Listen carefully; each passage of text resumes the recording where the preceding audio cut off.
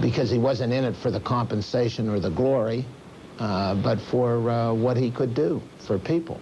Gleason, who served twice as Hines's campaign manager in Cambria County, says Hines had a rare effect on people. We are not going to have a senator that ever has the public support from Democrats and Republicans and independents alike that John Hines had.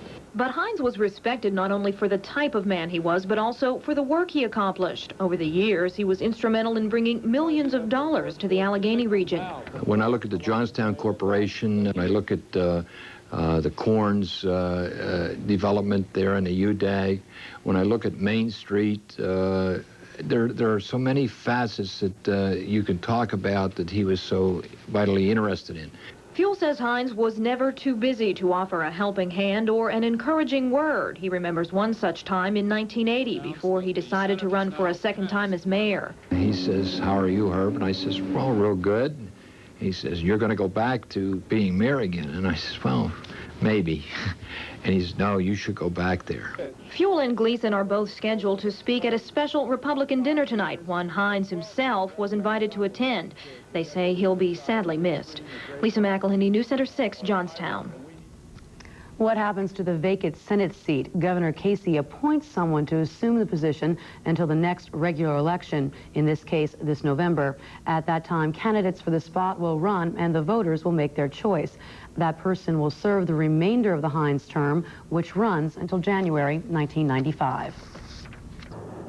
To Pittsburgh and Pennsylvania. Really is a good man.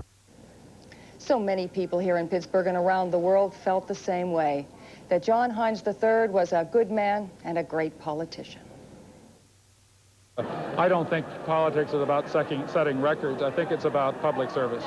And if you win by one vote, you have just as much a responsibility to work for the people of your entire state as if you won by more than that. And indeed, Senator John Hines, the wealthiest member of the Senate, was also one of the most popular, referred to by his colleagues and Senate staff by the nickname Pickles. He was heir to the H.J. Heinz Food Fortune, an international company built by his grandfather and run by his father for years. He was born in Pittsburgh in 1938. He received his B.A. from Yale and an M.B.A. from Harvard. He then served on the faculty of Carnegie Mellon's Graduate School of Industrial Administration. And at the same time, he went to work in the family business as an employee, serving as a product manager in the marketing department. He left the family business behind in 1971 to run for Congress in a special election. He was elected to the U.S. House of Representatives and served as a congressman until 1976, when he was elected to the United States Senate. Just 2 years ago, Senator John Hines was reelected to his third term by the largest majority in the history of Pennsylvania. Hines was active in a number of committees, perhaps none as personally important to him, though, as the Committee on Aging, where he was the ranking minority member. Hines was also the second-ranking Republican on the Banking, Housing, and Urban Affairs Committee, as well as a leading member of the Finance Committee and the Governmental Affairs Committee. The public life of Senator Hines was marked by a number of major pieces of legislation designed to protect American workers and their jobs.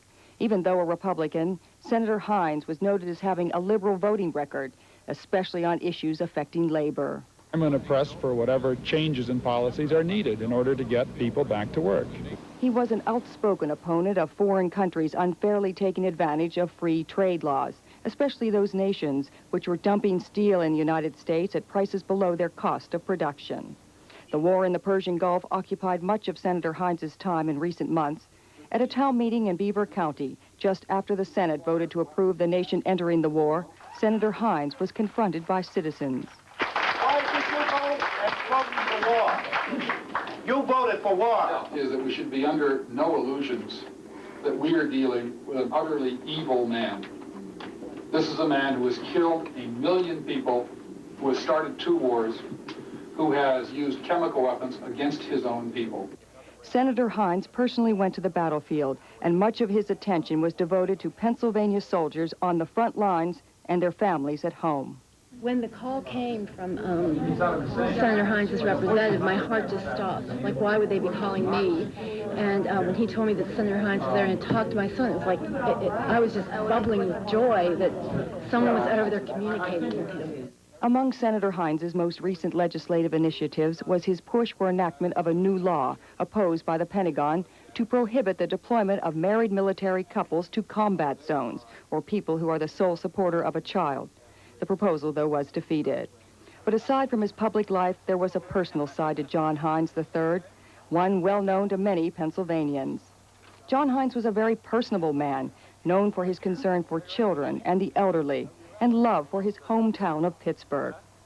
His Fox Chapel home was the site of many charitable benefits for causes in which he was interested, and in Pittsburgh and on Capitol Hill, he was noted as one of the best tennis players in the Senate, and in the warm weather months, he would duck out of the office when able to play a match with friends and visitors.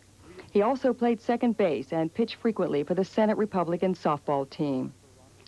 Senator Hines was married to Teresa and had 3 children, John, Andre, and Christopher. No one can say what the future might have held for Pennsylvania's senior senator, but many political observers predicted him to be among the Republican Party's leading candidates for the presidency in 1996. John Hines III, United States Senator, businessman, husband, and father. His life prematurely taken today.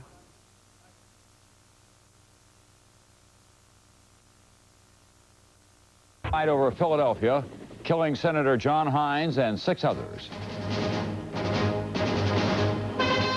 This is NBC Nightly News with Tom Brokaw, reporting tonight from NBC News headquarters in New York. Good evening. Pennsylvania Senator John Hines and a half-dozen others, including 2 children on the ground, were killed today when a light plane carrying the senator collided with a helicopter.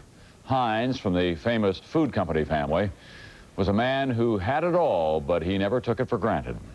NBC's Andrea Mitchell on the senator and this tragic accident. Andrea? Tom, the Senate has lost one of its best and brightest. A senator who came from great privilege, but devoted himself to protecting the common man. The crash occurred outside of Philadelphia. Instruments on the senator's private plane indicated the landing gear had jammed. A helicopter went up to check. The 2 aircraft collided, exploded, and landed in a suburban schoolyard.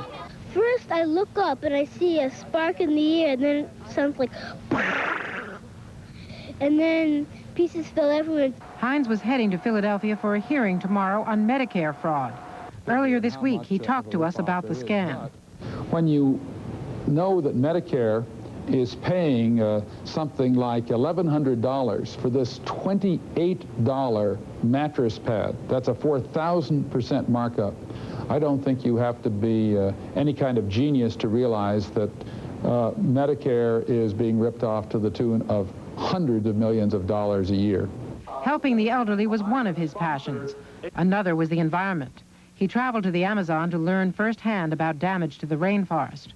As the second-ranking Republican on the Banking Committee, Hines could challenge the most expert witnesses with his wide-ranging knowledge and his healthy sense of outrage. It is high time that Congress declares savings and loan crooks public enemy number 1. He was a public-spirited citizen who elevated the quality of public service in this country. Hines was also a gentle man and a warm friend. I just congratulated the senator on the birth of his grandchild. I do very much thank the distinguished senator from Pennsylvania. An accomplished athlete, Hines was known to friends as Jack. He was devoted to his family, with whom he loved fishing and exploring the waters off Nantucket Island. He could have lived a life of great leisure. Instead, he gave himself to public service. For that, in the halls of Congress and around the country, people are mourning a man who still had much to give and died too young. Andrea Mitchell, NBC News, Washington. As Andrea reported, one of Senator Hines's passions was the environment, the depletion of the protective ozone layer, and ironically, on the day of his death, the Environmental Protection Agency is warning the ozone layer is disappearing 2 or 3 times faster. High winds, thunderstorms, and tornadoes reportedly have caused damage tonight in several local counties. Tom Casey joins us now with more details. Tom? Terrible, terrible night, Michelle, as far as the weather goes. A swarm of thunderstorms moved across the area from south and west to north and east. Skywarn observers did observe several funnel clouds. No confirmation, however, of any of them touching down. They were all aloft. Nonetheless, still some damage, and we have reports all through the area tonight of trees blown over, power lines down. The video you're about to see probably gives you the best indication of just how strong some of the winds are that have whipped through the area. You're looking at Duncansville in Blair County just before 10 o'clock tonight, where the winds whipped off the roof from one of the apartment complexes at the Maple Hollow Townhouse Complex. Things were tossed 40 to 50 feet. Big things in front of the complex. At least 6 units were damaged. Police tell us, fortunately, no one was transported for any injuries of any kind. Nonetheless, terrible. We talked about trees and power lines down. Here's one of those trees, this one in the east end section of Altoona along 6th Avenue. And we got a report just before airtime of a 40-foot willow tree down in the Juniata section, ripped right out of the ground, roots and all, on 6th Avenue in Juniata. And in Johnstown, which seems to have gotten the worst of this storm, officials at the Emergency Management Office are not confirming it, but they say they do believe that a tornado touched down in the Roxbury Prospect section of town. Reports of heavy damage, specifically at the Gray Avenue projects, where a roof was blown off. 8 families are homeless, and all sorts of problems all over the area. You may be without power, or maybe without telephones at your house. One of our local service agencies is without telephone service too. In the Altoona, Blair County area, if you need to report any emergency to the Hollidaysburg State Police, here is a number to call. And I caution you, this is for emergencies only. They are without phones. That's the Hollidaysburg State Police Barracks at 695-8260. If you are unable to get through and it is a true emergency, try the State Police in Bedford, Phillipsburg, or Evansburg. And of course, Michelle, we will be back a little bit later on in our broadcast. It seems, I think, that the worst of it has pretty well passed, but it's been an ugly night. Okay, thank you very much, Tom, and we'll have more from you in the weather segment. Johnstown area and throughout west central Pennsylvania. We have had a number of severe storms that have moved through west central Pennsylvania. We've got reports of tornadoes down in the area, severe damage in the area. I should tell you that we're going to bring you what information we've been able to gather over the last couple of hours in piecemeal fashion. We're going to provide you with some pictures that are being shot even as we speak of some of the damage around the area. But this will not be like a normal newscast. We have been without all but emergency power here in our studios in Upper Yoder Township since about 9 o'clock tonight. So we're kind of very limited in what we can bring to you. But the most important thing we want to do right at the top is to tell you that the severe weather that has been rumbling through west central Pennsylvania for the past couple of hours is now out of our part of the state. We have talked to AccuWeather within the last hour, and it's clear now outside our Upper Yoder Township studios, and most of the heavy weather has now moved on to the east. So we are no longer under any threat of very severe weather or under any threat of tornadoes. We do believe that at least one tornado, possibly more, have touched down in this area tonight. There have been numerous reports of funnel cloud sightings. One of our photographers who lives in the west end of the city of Johnstown spotted a funnel cloud. Now, these are pictures that have just come back to our studio. These are from the West Hills area. There are numerous trees and power lines down throughout the area, and we understand that some areas have power, some areas are like us with no power. Coming up shortly on this tape is going to be an interview that our news crews conducted with a person in the West Hills area whose home, I believe, was damaged by falling limbs and falling trees. This is Goucher Street in Old Westmont in the West Hills area where this damage was recorded within the past hours. You can see it was still raining rather heavily at this time. Again, most of the heavy weather is out of here, the threat of severe thunderstorms or tornadoes. We're talking about some big trees literally pulled from their roots, uprooted, lots of power lines down.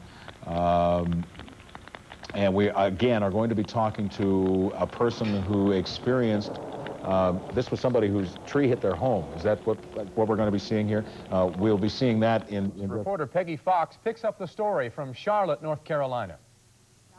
I took a bite, and as I did, I could see the worms coming out the side of the Reese's cup. Today, we could see one small worm inching in and out of holes in the chocolate peanut butter cup. It's probably a maggot, the larva of a fly. I didn't know whether to take him in the emergency room, and I thought maybe they'd pump his stomach, get all these worms out of his stomach, but they're just little tiny white worms, like little maggots.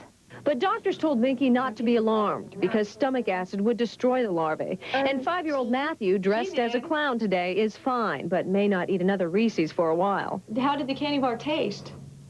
Yucky. Starchy foods like peanut-type candy are more susceptible to maggots, but doctors say storage and transportation facilities may be the root of the problem. The larva is probably in a dirty place, and so there probably are bacteria and other things associated with the larva. It's not the larva that hurts you, it's the other bacteria in the garbage that it's around. The Vinkies bought the Reese's at the Eckerd's drugstore at Carmel Commons. The manager says they removed that box, but that might not take care of the problem. You never know where these things are stored. I mean, in the back of a truck, in the back of a delivery truck. I've been there for a while in a warehouse. It's hard to tell where you pick them up at. Hershey Foods, which makes Reese's, says this problem happens from time to time. The company inspected candy at the Eckerd's and found some of their own products and other brands infested with maggots. Those items were removed. The company says it will also inspect storage and distribution areas. I'm Peggy Fox for Channel 11 News. Now, a Hershey water pressure break, which is shirts, is very soft, and the sales aren't there.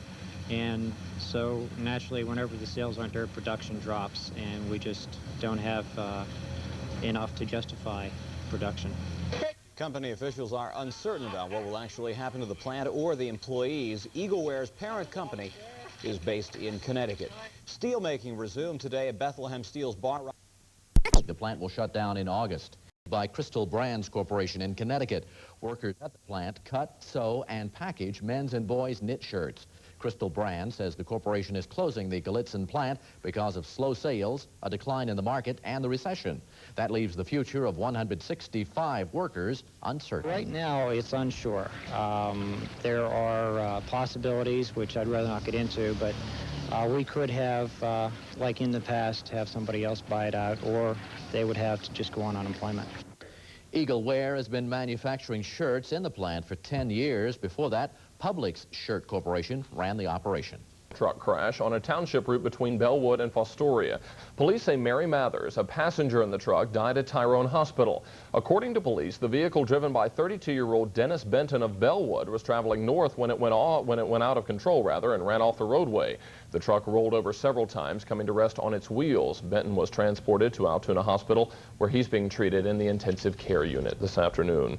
A Bedford County team. Sean Campbell of Buffalo Mills, Bedford County, was killed when the truck he was riding in went over an embankment. The driver, 26-year-old Wayne Dieter of Fairhope, is listed in serious but stable condition at a Maryland hospital. And in Blair County, another passenger, 23-year-old Mary Mathers of Tyrone, died last night when a truck ran off the highway and rolled over several times. Traffic accidents in Pennsylvania killed more than 1,600 people last year, but the governor's office says that's the lowest total in 29 years. Figures released by the administration show Philadelphia led the state in fatalities with 169, and one county, Cameron, had no fatal accidents. Governor Casey attributes the falling death count to a crackdown on unsafe trucks, better enforcement of drunken driving and traffic laws, and to use right now.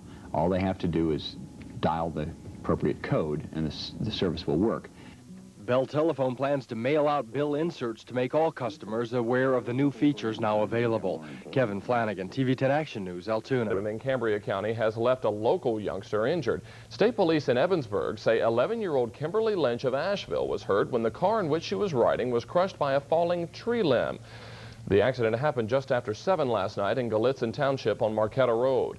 The driver of the car escaped serious injury. The 11-year-old was flown to Memorial Hospital in Johnstown, where she is enlisted in fair condition this afternoon. Police are investigating. Tanks and even stealth bombers. Of course, some stars were on hand, like Jimmy Stewart and Bob Hope. Organizers say the parade leaves Americans feeling good. And that's just how Altoonans are feeling the day after. The big parade that brought thousands to the streets of Blair County may be over, but local businesses are still reaping the rewards. Area stores and restaurants along Pleasant Valley Boulevard report a boom in business thanks to the Pennsylvania Lions Armed Forces Day Parade. We really got hit for breakfast. We had a lot of people that were more or less stuck in the area, so we fed them. They sort of hung around, watched the parade. Everybody had a good time, and we were the public restroom, but we sold a lot of cold drinks, too.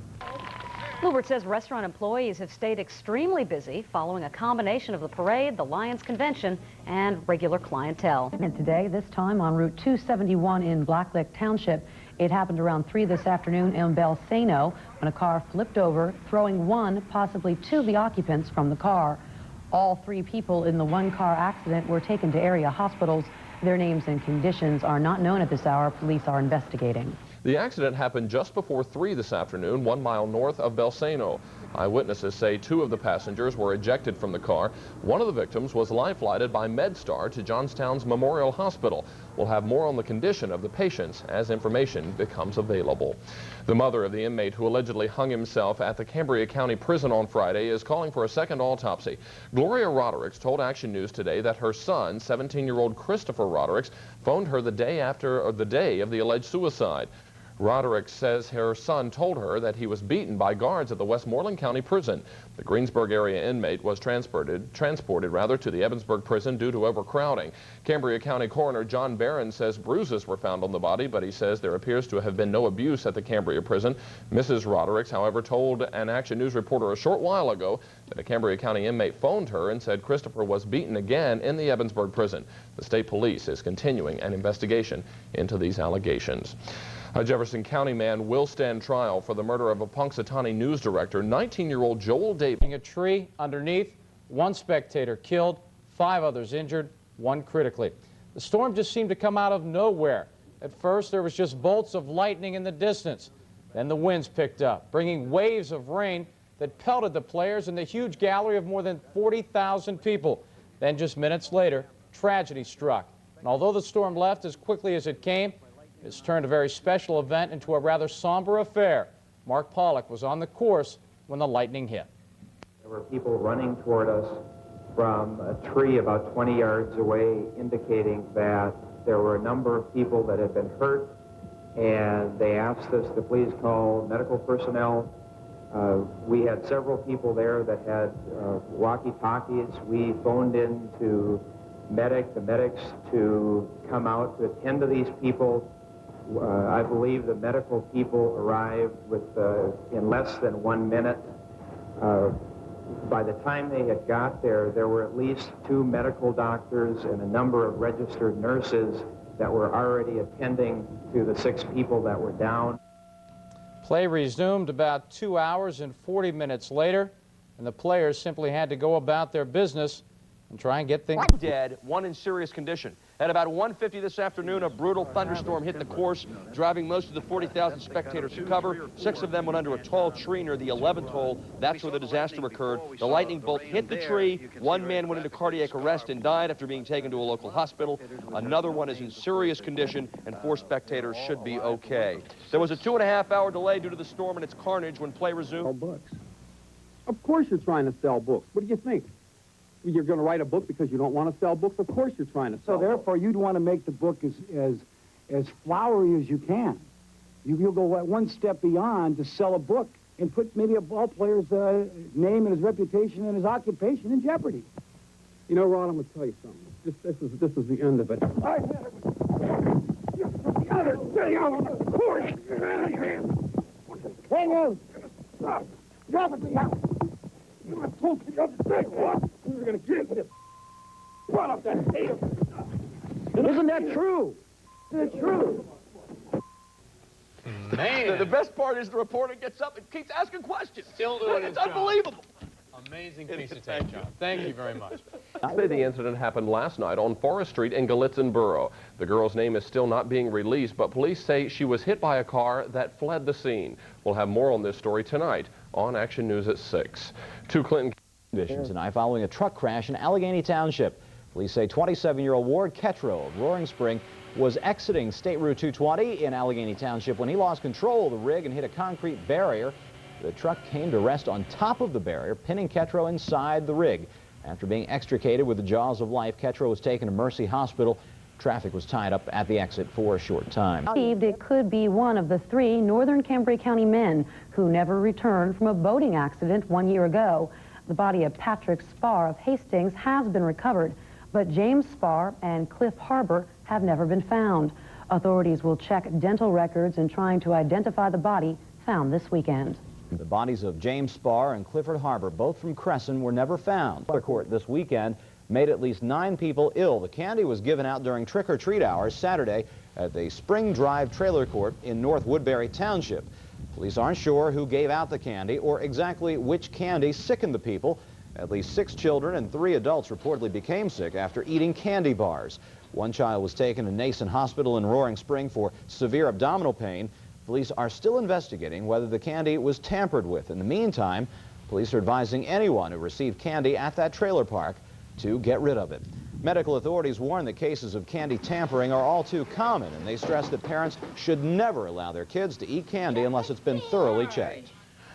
With regards to inspecting your candy, each and every piece should be carefully examined. Any unwrapped candy should clearly be rejected. Observe for any evidence of tampering, broken candy bars, ripped candy wrappers, any kind of puncture wounds. This afternoon, when her car was hit by a tractor-trailer, police say the car, driven by 76-year-old Margaret Miller of Mineral Point near Johnstown, was sideswiped by the rig. The accident happened around 4 this afternoon on State Route 22 in Evansburg at the Hills Plaza intersection. Miller was taken to Johnstown's Memorial Hospital, where she was treated for minor injuries and then released. We're on the coal conveyor belt high above the ground when it gave way. Sari Pador reports. One man fell more than 100 feet to his death, and 2 others were seriously injured after the coal conveyor belt and a support tower they were working on collapsed. One man fell free from the structure and was dragged to safety by other crew members. The second person fell through this tunnel and was entrapped at the bottom. He was freed by the firemen after stabilizing this with a crane, and the third man was killed on impact.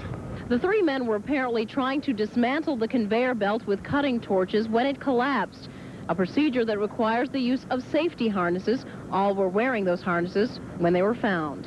They were dismantling one section at a time of the conveyor belt, and 2 sections collapsed.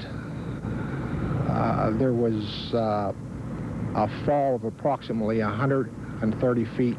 23-year-old Robert Westrick of Carrolltown is in guarded condition, suffering from multiple injuries and head trauma. 23-year-old Gerardo Kelly of Barnesboro is in stable condition with multiple fractures. Both men are at Conemaugh Valley Memorial Hospital. The identification of the man who died is not yet known. As of late this afternoon, he was still entrapped in the structure. Officials say the land is owned by Inland Steel, but the mine had been dormant for close to 10 years. A subcontractor was demolishing the tipple for scrap steel. This is the second accident at this site in 3 years. In March of 1989, a worker was killed after part of a coal silo collapsed. Officials here will continue to investigate. Sari Pador, News Center 6, Bakerton. Still trapped in the wreckage. The 3 workers reportedly were strapped to the falling debris by safety harnesses, and the one death is confirmed to have been caused by massive crushing. No identities are yet being released, but authorities do believe the men worked for Frank Calandra Incorporated of Crescent. Meanwhile, an investigation continues into this tragic mishap, which ironically began as an effort to remove a potential safety hazard. Pete Gaxick, TV 10 Action News, Bakerton. Crew from the CBS network program Rescue 911 took over the city's emergency communications center. The television crew is recreating the dramatic rescue of an Altoona youngster who got his tongue stuck to the wall of a freezer in his family's home. Story because you know, what appears to be a lighthearted, humorous story is very serious. I mean, this boy was trapped in the freezer, and his tongue was stuck, and it's like any appendage or any body part. I mean, he was in danger, and it could have been a lot more dangerous than people think. Crew members say they're not sure when the Altoona episode will air, but the 911 program is shown every Tuesday. Into the kitchen to get some ice cream. I opened the freezer door. I reached into the back, then, I sort of stuck my tongue out and it got stuck. By accident.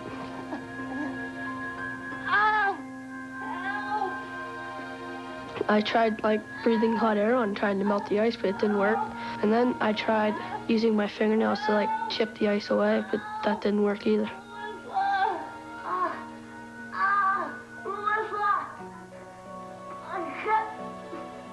I told Melissa to get me the phone. Get the phone, please. Melissa. Get the phone. Melissa. Get the phone. Yeah. Melissa. And then I called 911.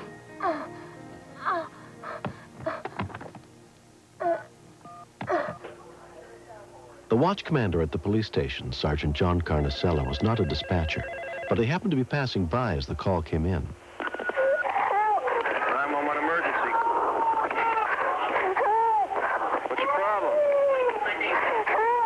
they were in serious trouble. I thought as a female was being beat up or be stabbed or even worse. My first inclination was get the call traced to get help to the person. Trace it.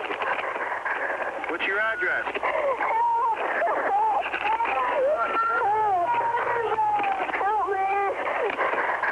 What's your address? I told the corporal that we had a domestic situation, that he should start to roll on the call, and I would give him the address once I got it. Ma'am, give me your address. I'll send you. What's your address? What's the house? Give me the house number, ma'am. Where at in Washington Avenue? I can't understand you, ma'am. Just try telling me. Don't yell it at me. What's your house number?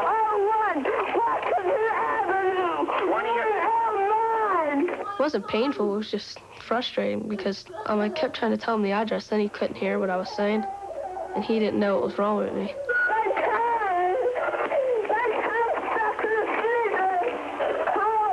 I can understand the help part. Okay, what's your first name? Again and softer. Diane.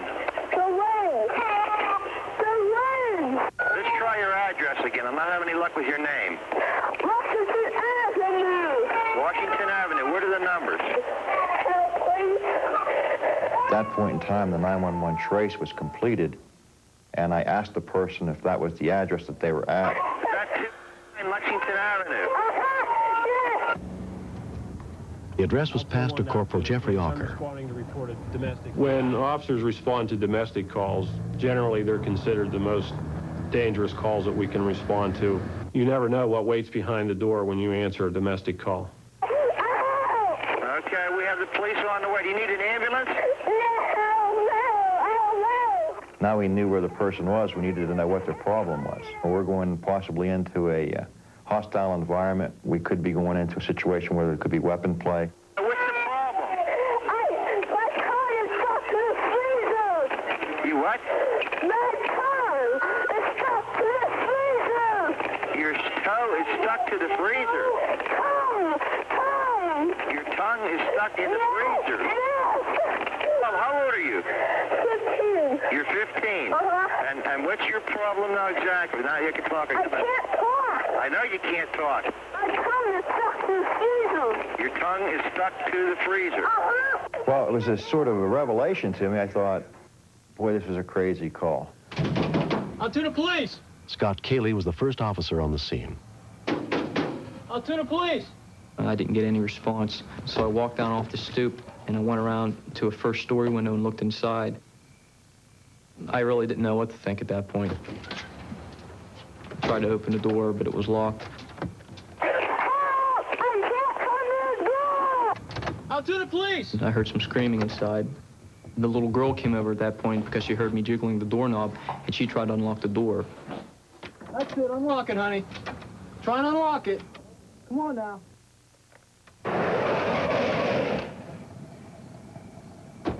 Officer Gerald McCauley was the next to arrive. Come on, you got it. Now, Officer Cayley was at the front door. I had told him to step aside, I'll kick the door in. He stated no, we couldn't do that because the little girl was on the other side of the door attempting to unlock it for us. Let go, honey. Just move away from the door. Corporal Auker soon joined the other officers trying to get in. We decided to enter from the rear, but these are adjoining row houses and there's no entry to the backyard. So myself and Officer McCauley went next door and ran through the house. Curtains up, we can see inside. And we came around the corner and there's a kid with his face frozen to the freezer, like a moon pie. And there was a massive frozen blood and his tongue was stuck to that. It's not something that you're taught at the academy or that's in the first aid manuals. Get you out of there. So we did what we thought was right and began getting glasses of warm water from the tap and pouring them over the boy's tongue and mouth. A few minutes, son. Just relax. I got you. At which point, the young man said, with his tongue stuck there, "That's hot water." Let's start you off there. Probably after 6 or 8 glasses of water, his tongue came free and we were able to get him away from the refrigerator. Okay, put that on there. Bite down on that. It was like a circus. We went from where we thought we were going to be going into a violent domestic call. We went in there and broke the doors down and did damage to the house to get in, and the only way we can figure to help them out is to throw water on them, and we practically drowned them trying to rescue them. When paramedic Jim Effinger and his partner arrived, they determined the extent of Dwayne's injury. Your mouth. Now, once you relax, we took the towel from him and inspected the tongue, and basically what we saw was just a small reddened area with a small cut on the tongue, about 1/4 of an inch. I just want to take your pulse. Dwayne was a lucky kid. He could have lost his tongue from severe frostbite. He wouldn't be able to talk, would not be able to swallow. He couldn't chew his food properly, so that would have been a real tragedy. The toughest part was waiting for the police to come, because I didn't ever think I was going to get my tongue off the freezer. I could move around a little bit, but I couldn't, like, move real far, because, like, tongue's not that long. The city of Altoona made 2-year-old Melissa Garman an honorary police officer in recognition of the crucial assistance she gave her uncle that night. I think Melissa's a real hero. If she hadn't picked up that phone and handed it to him, he couldn't have made that phone call. We couldn't have traced it. And, you know, the neighbors didn't know what was going on because he wasn't yelling loud enough because his tongue was frozen. It was making us stop. I'm really proud of Melissa because she's smart. Because if she wouldn't have got the phone for me, I wouldn't have got off until my sister got home. When I'm older, I'll probably think about this and laugh, because it doesn't happen to that many people. And if there's one thing I've learned, it's never to stick your tongue out when you're reaching into the freezer.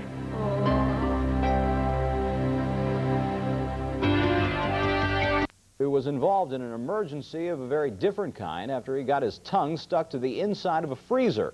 And tonight, Dwayne and his family watched his story with the rest of the nation on the TV program Rescue 911 here on CBS. Action News reporter Gina Redman was there.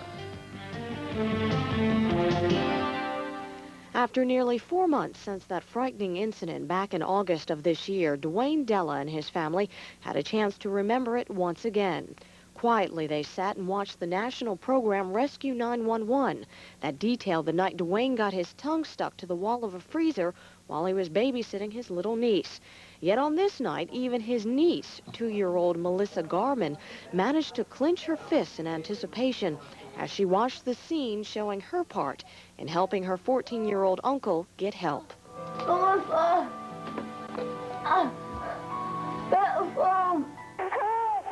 What's the problem? God couldn't understand me, and it was kind of funny. Okay, what's your first name? Dwayne! Again and softer. Dwayne! Diane! After watching the program, Dwayne says he's glad it's all over. He says it's something he wouldn't want to go through again. What are you going to say when you go back to school? I don't know. I hope everyone understands, I guess. At any rate, regardless of what the kids at school think, Dwayne's family knows he's special, because it's not every day you have a chance to tell your story on national TV. Gina Redman, TV 10 Action News, Altoona. The building has been vacant and deteriorating for nearly 13 years. Crescent Borough Council held an emergency meeting this afternoon, and they ordered the building torn down. The property owner has reportedly called a demolition expert. Crescent officials also tell us a water tower in that township has collapsed from the high winds. That tower was still under construction. Especially careful about decorations and, more importantly, Christmas trees.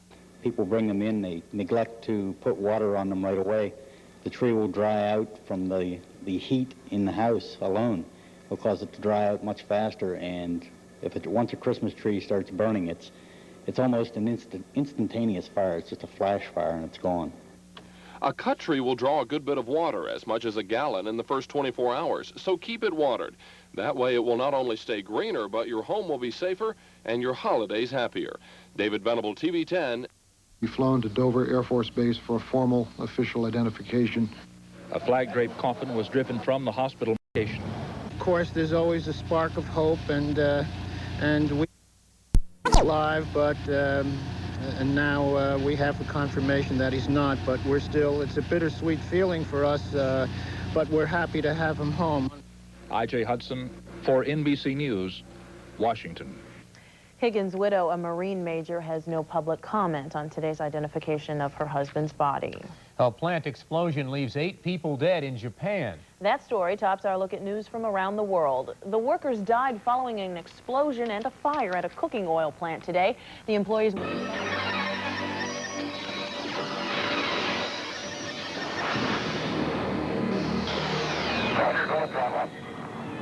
The tragedy. I regret that it wasn't me instead of Greg.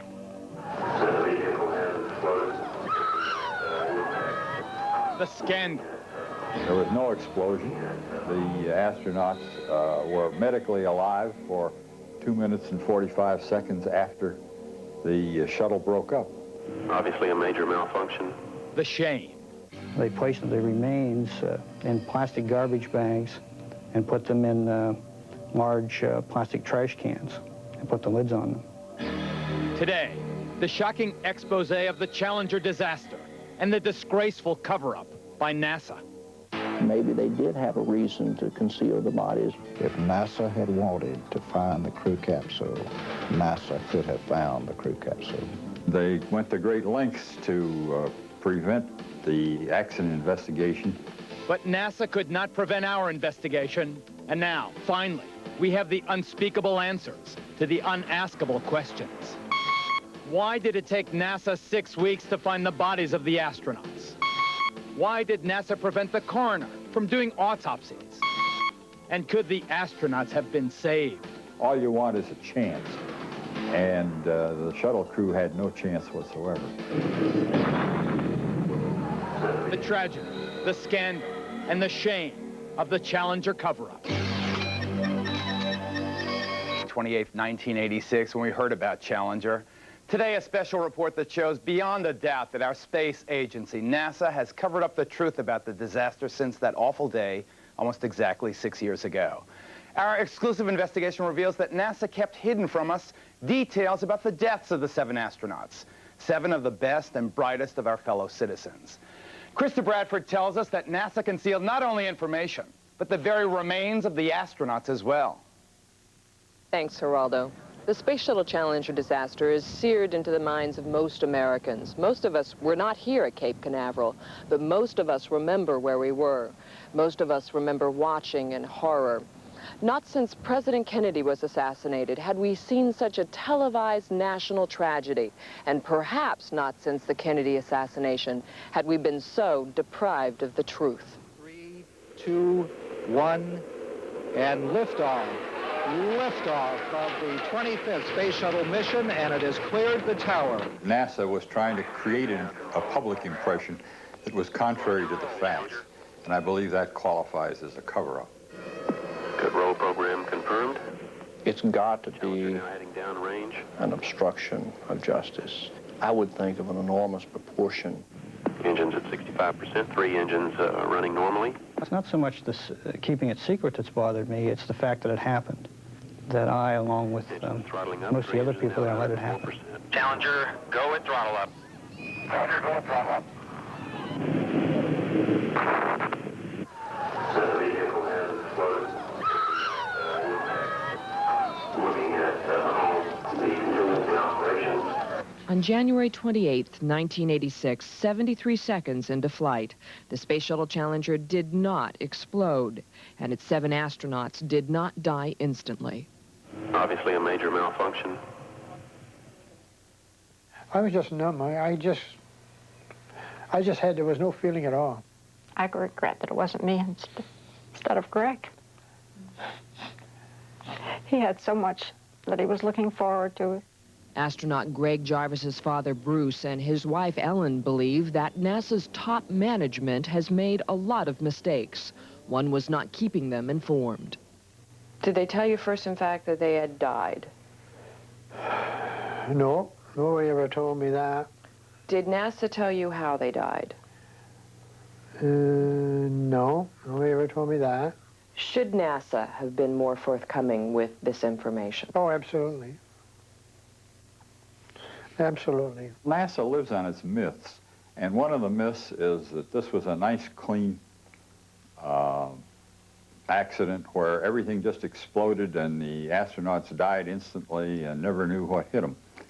And I don't find that particularly comforting, but NASA apparently does. And they went to great lengths to prevent the accident investigation, finding out the real details of how the astronauts died and why they did. Robert Holtz is one of 13 presidential commissioners who investigated the Space Shuttle Challenger accident. What two impressions did NASA leave about the accident that were misleading? There was no explosion. The shuttle broke up from aerodynamic forces, and the astronauts were medically alive for 2 minutes and 45 seconds after the shuttle broke up. Until when? Until the impact on the sea. Pilot Mike Smith uttered the astronaut's last known words, uh-oh, an extraordinary understatement considering what lay ahead and what came before. His friend and his widow's attorney, Bill Moretti. Picture that everyone in America has seen of the crew walking out, headed toward the launch. I can look at the face of Mike Smith, and I knew the man well enough to know that he didn't like what was going on at all. No competent pilot would have liked what was going on. Was he concerned about the cold weather? He obviously was. Freezing temperatures stiffened the O-rings on the right solid rocket booster, triggering the burn-through and the destruction of Challenger. But the crew cabin survived the breakup, and so too did the astronauts. Key evidence, the personal egress air packs, so-called PEEPs. 3 PEEPs boxes were recovered, one of which belonged to Mike Smith. They were turned on. They had to have been turned on by people who were conscious. Those PEEPs boxes had lost some of the air that was in them. And that air was the amount of air that the people who had them would have breathed from the time of moments after the explosion to the point when the craft hit the ocean.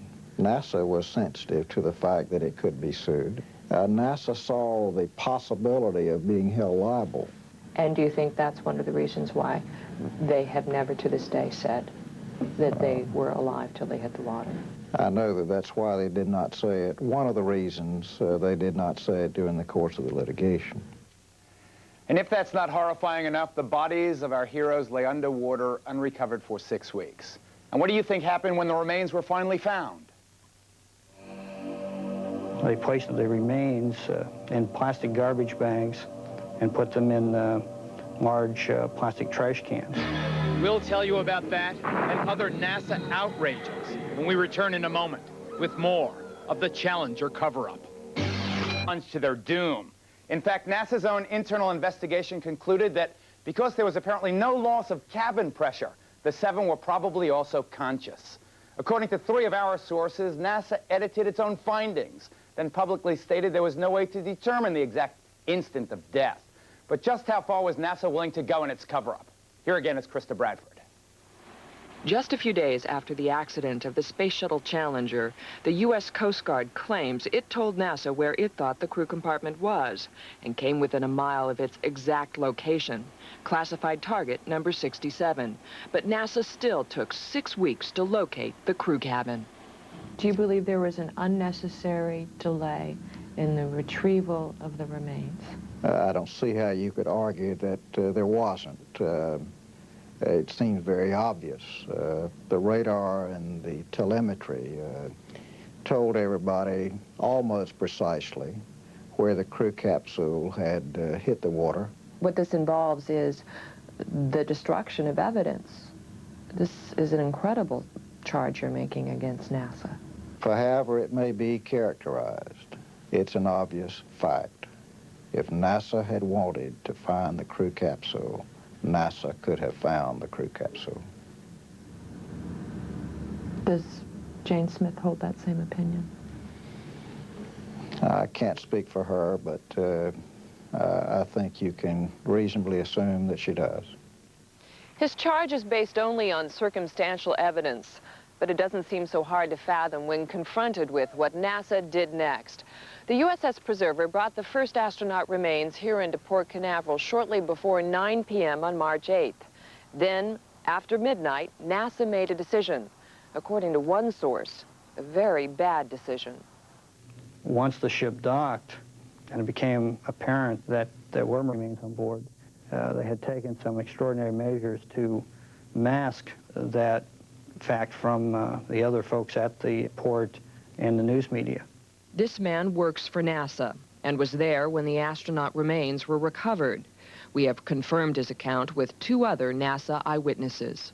They placed the remains in plastic garbage bags and put them in large plastic trash cans and put the lids on them. They felt that the appearance of those on deck would not arouse any suspicion. Unlike caskets or... Right, which should have been metal recovery boxes with flags on them. This is upsetting to you. Well, it's dredging up some things that are hard for me to deal with.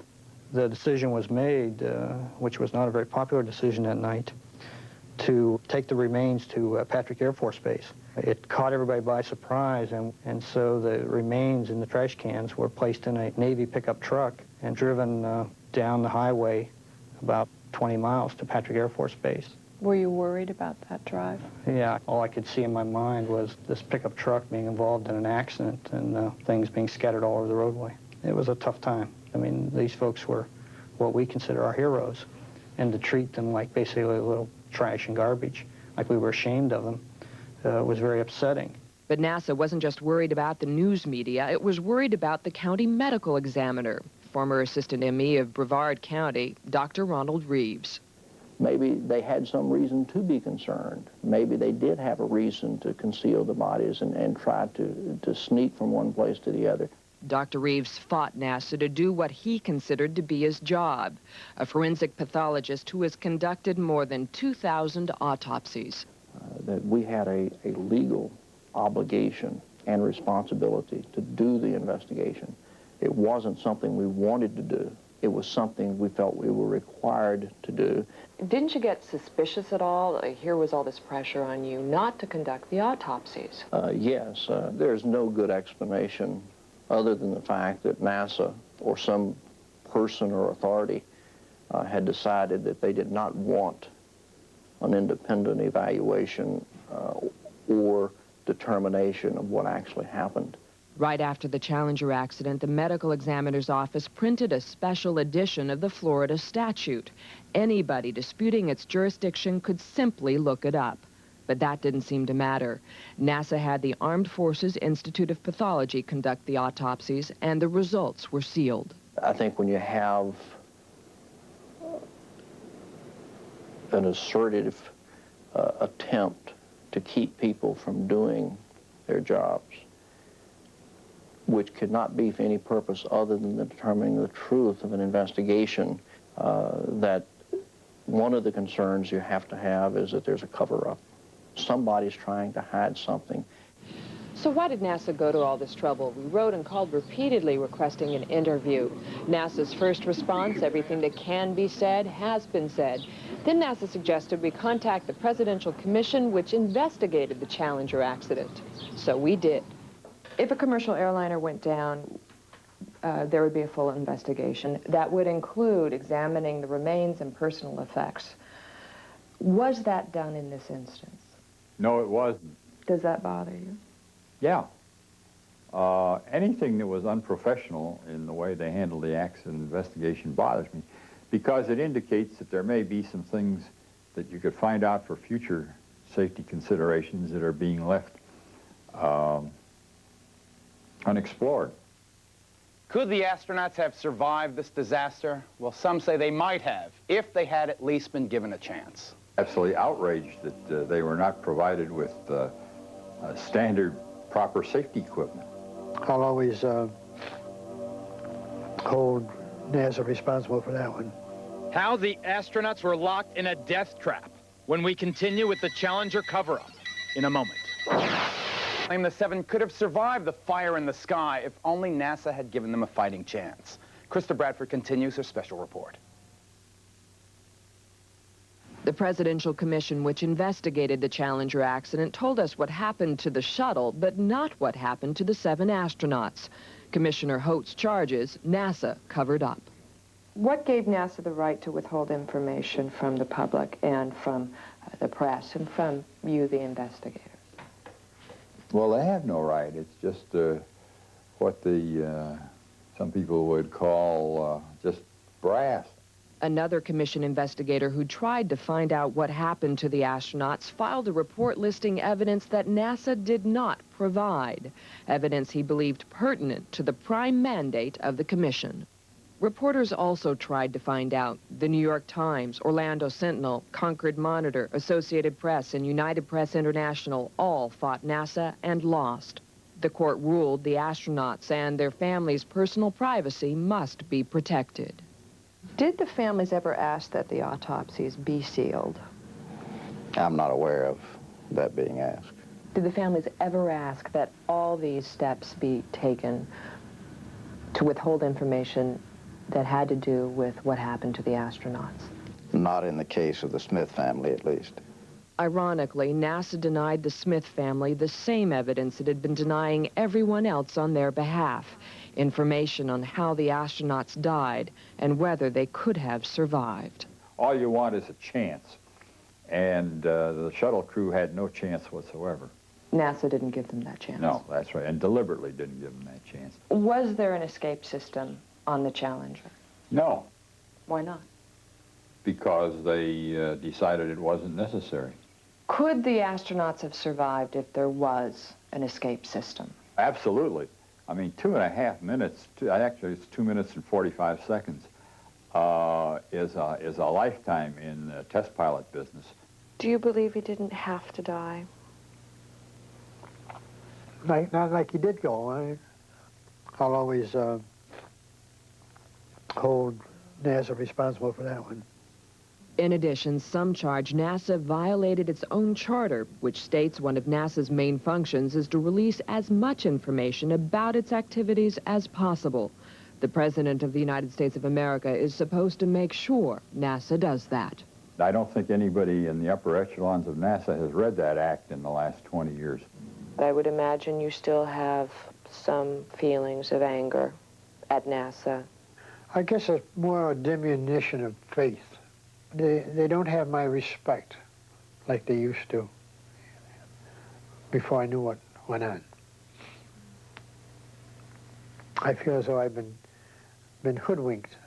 In 1986, we were not prepared for Challenger, for the tragic loss of all the astronauts and of the school teacher. In 1991, NASA assures us that that is all behind us now. Is it really? Not according to some experts. The tragic lesson NASA has still not learned. When we return in a moment. Very serious charges on this program. NASA refused us an interview, but did send this letter, stating it was troubled by our, quote, allegation that NASA misled the public and withheld information about the accident from investigators and family members, end quote. Adding, quote, nothing could be further from the truth, end quote. We spoke with former Commissioner Robert Holtz, who charges NASA did cover up.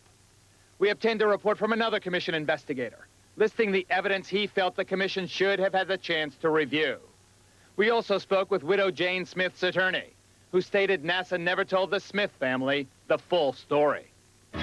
In its letter, NASA argued that, quote, the federal government had legal jurisdiction to conduct the autopsies, end quote.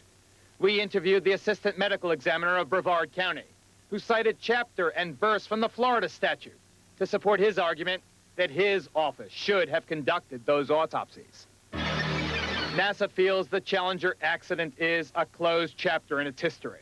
We feel that chapter deserves closer scrutiny because the safety of our future astronauts may depend on it. Krista, NASA says that our allegations of a cover-up are false. Do the families of the astronauts agree? No, they don't. At least one family has filed a Freedom of Information Act request with NASA to find out what happened to this particular husband. And the idea that a family would actually have to go to that length to file a request is extraordinary. It's appalling. You know, we don't have to listen to the tape recordings of people screaming as they plunge to their death, but some panels should, to determine whether or not they were in fact alive. Right, and to find out if there are other lessons that can be learned from this accident. Thanks.